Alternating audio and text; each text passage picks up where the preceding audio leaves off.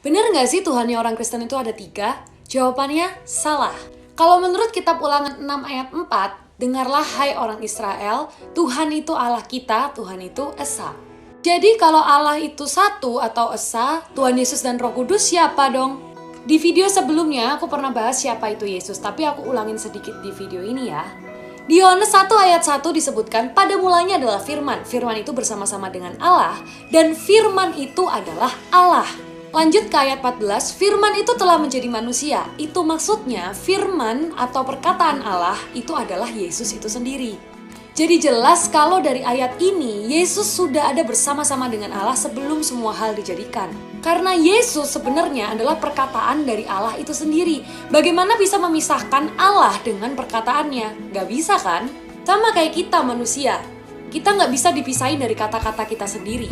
Bedanya adalah karena Allah itu supranatural, dia bisa menjadikan kata-katanya itu dalam bentuk manusia, yaitu Yesus.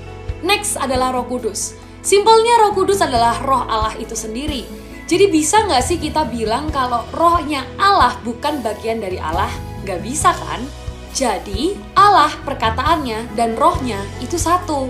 Sekarang pertanyaannya, kenapa sih firman Allah harus menjelma jadi manusia dalam bentuk Yesus?